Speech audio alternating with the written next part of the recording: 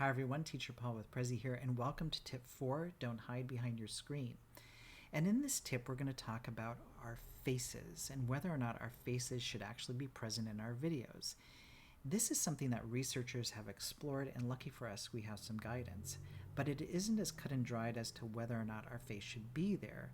But most research suggests that there are benefits to showing our beautiful faces in our videos. So let's take a closer look. When I'm talking about presenting, I'm not talking about being stuck into a rectangular box in the corner of your screen like in traditional Zoom calls or in a Loom video.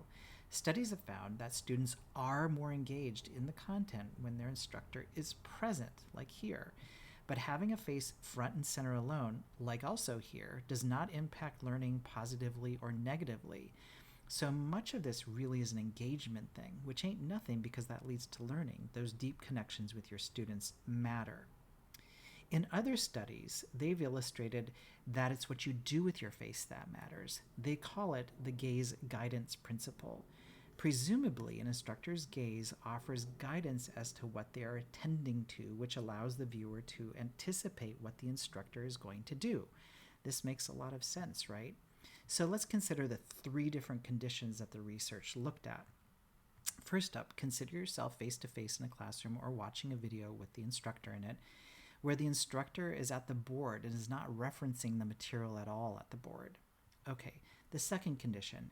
Now think about the instructor at the board with their back to you, never engaging with you, but simply writing on the board and talking.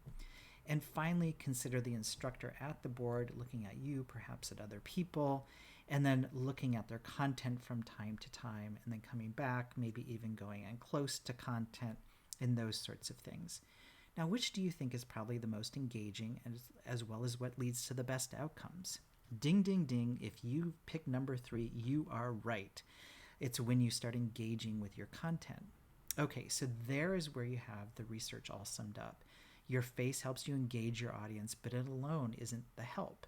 You also need to engage with your content in order for there to be a real difference with your audience. Okay, one last thing. I just have to mention this. I know that many of you hate seeing yourselves on camera. You hate hearing your voice too, and that's normal. And it has to do with the discomfort between how you see yourselves in your mind's eye and what the world sees you as. And this makes us sort of insecure. In fact, it makes us really insecure. However, as Cher says, we need to snap out of it, right? As educators, we often have to be uncomfortable in order to get the best out of our students. It's part of learning and hence part of our jobs.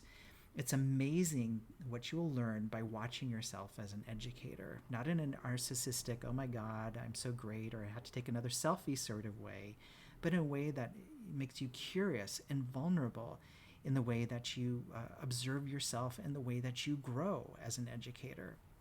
And soon that person on the screen isn't as strange and horrific as you think.